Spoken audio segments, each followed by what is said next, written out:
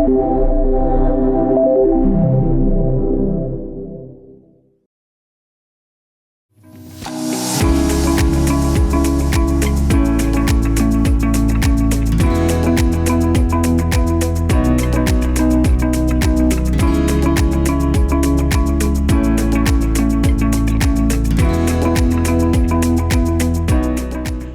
to PD Insider.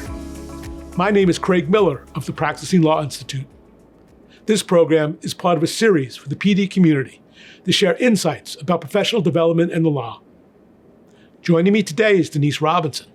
Denise is a well-being consultant, a yoga teacher, and a former labor and employment attorney.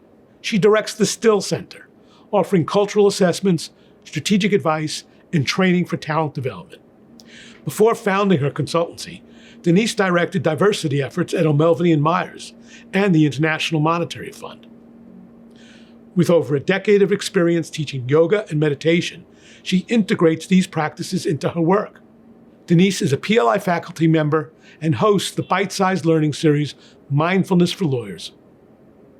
She's a graduate of the University of Chicago Law School, where she was an active student leader. Today, the focus of our conversation is the PD's role in creating and sustaining a firm's culture for well-being.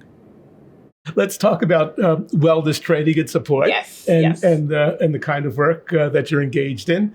But first, when did wellness training and support really become a thing for law firms? And was it response to some external stimulus, some event, or how did it sort of gain momentum and get going?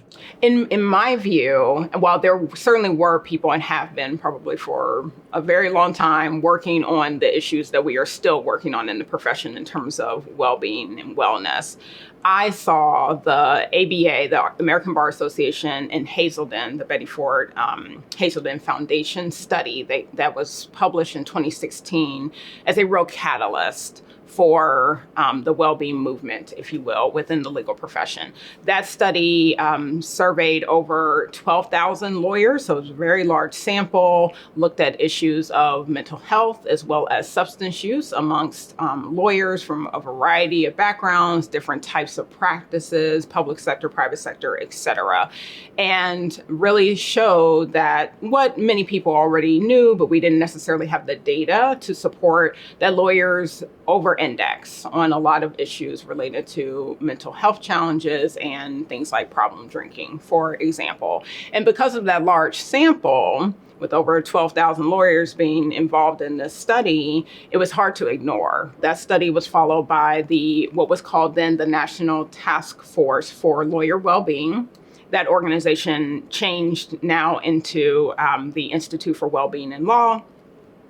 And what they did is to issue a series of reports. The first report, I believe, was called The Path to Lawyer Wellbeing, and it was a series of recommendations, practical. I think that's incredibly important. Practical recommendations on what legal employers as well as law schools can do to help support lawyer well-being, particularly in the areas of mental health, but not exclusively that. And again, that came out in about 2017, that first report. And then from there, I feel like the momentum has just really carried on. Right. And I believe the analysis showed that the lawyer population was affected to a higher percentage than the population at large. So there was no question that the profession had something that it needed to address. That's exactly right. Yes. So what professional benefits does maintaining consistent and sustainable well-being programs provide to the firms that employ these lawyers? There are many benefits. Not all things can be measured, but I would say there are a couple that are often discussed as benefits in the various studies that have since been done with respect to lawyer well-being. One of those is drawing this link between the duty of competence that we have as lawyers as part of our professional responsibility, and then our ability to take care of ourselves and ultimately really each other within the profession. And so the idea is that if we are maintaining healthy habits, both at work and at home, that is going to contribute positively to our ability to be able to serve, again, our clients and our communities and meet that duty of competent representation that we have as lawyers. And then, of course, the opposite, right, can be true if you look at issues like chronic stress, which, again, studies have shown lawyers over-index. So we are overrepresented, if you will, in terms of the numbers of lawyers who report high levels of stress. That's no surprise, right, to anybody who's been a part of the profession. But what we know from cognitive science is that chronic stress impacts not just us physiologically, but it impacts our cognitive performance, which we clearly need in order to do our jobs well as lawyers. And so if we can address issues like stress, like chronic stress in particular, because, stress is just a part of being a human being, but when it becomes chronic, that's when it can be a problem for people in terms of things like burnout and so on. And so when employers recognize, and schools recognize that, well, if we can deal with the stress that lawyers are experiencing, we can ultimately get a more effective, more efficient service out of the lawyers that we are employing. Good. So you mentioned practicality and the importance of things being practical. So what are some actionable tips that you could provide for maintaining a really great well-being program? One of the things that comes to mind immediately is to take a multifaceted approach to well-being. We very often, and I say we because I do it as well, think of, when we hear the word well-being, we hear the word wellness, we think of physical fitness maybe, or mental health, and those are incredibly important. And yet they're not the only aspects of well-being. And so thinking about things like social well-being, for example, which is incredibly important in the legal profession, which is very rooted in relationships, building relationships with colleagues, building relationships with your clients, and so on. And we learn that, of course, once we start practicing law, how important that is if you don't learn it in law school, but it's not necessarily something that anybody will tell you, right, how important relationships are. And so attending to lawyers and legal professionals, social well-being is something that can help a well-being program within a firm or other legal employer or a school. Financial well-being is another area of thinking about how can we support the wellness of our attorneys, our legal professionals, with the different realities that people are facing when it comes to their finances, whether that's dealing with law school loans or dealing with maybe for the first time ever being paid a very high salary directly, coming out of school, and how to manage all of that. And then even, later in one's career, when you have different types of responsibilities at home and so on. And so thinking about how employers can support all of those different aspects of well-being, I think helps with having a more practical, useful, relevant well-being program.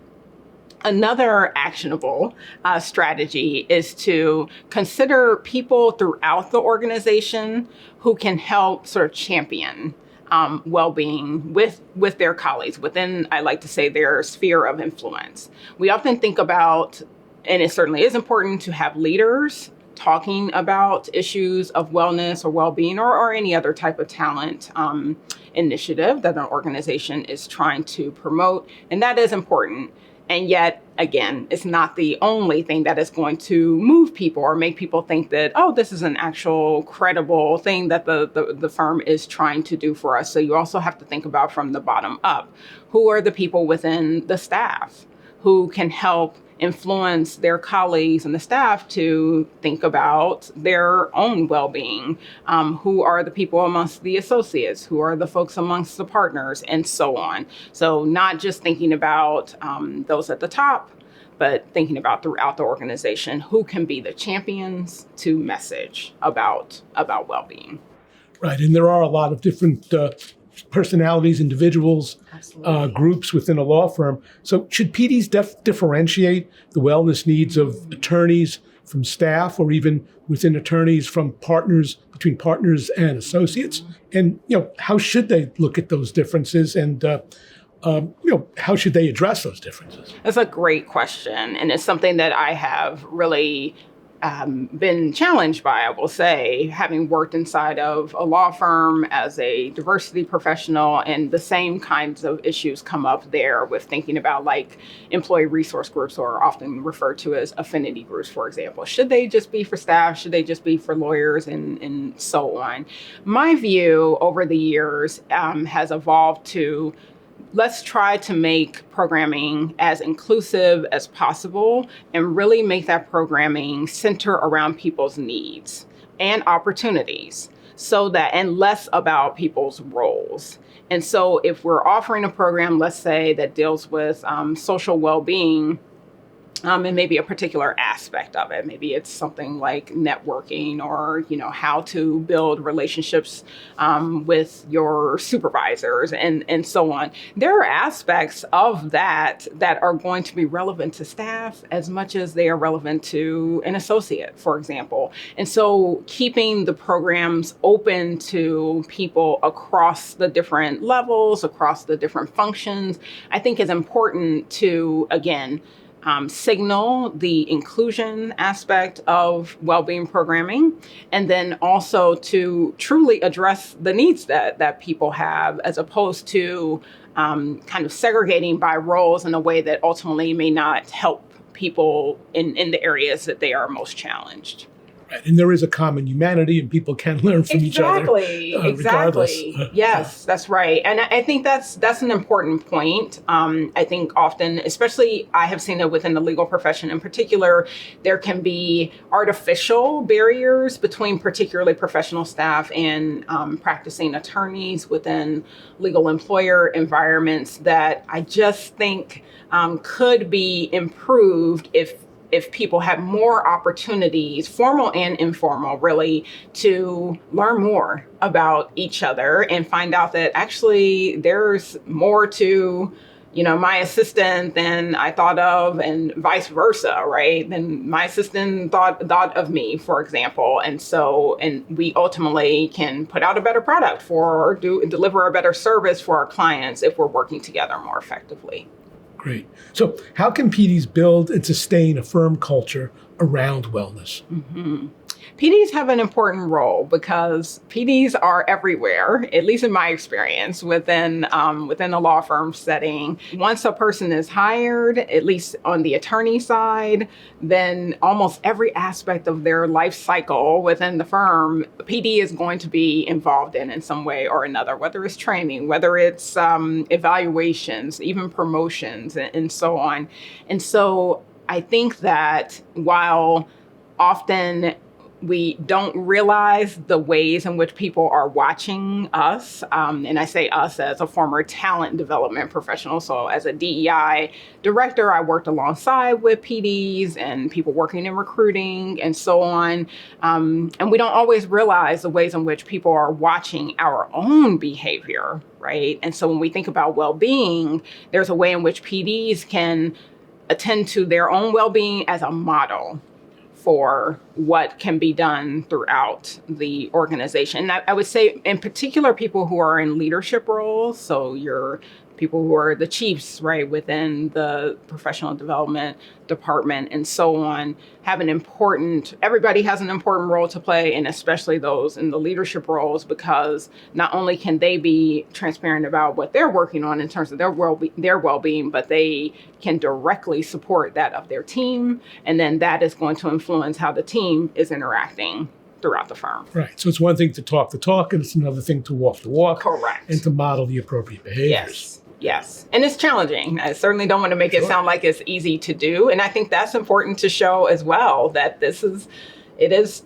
hard work and can be, long hours. And so it can be a juggle for people. And I think it's okay, though, to acknowledge that, to be transparent about that, so that everyone else recognizes that, okay, I'm not the only one here who is having some challenges in this area. Yeah, I mean, thinking about practicality.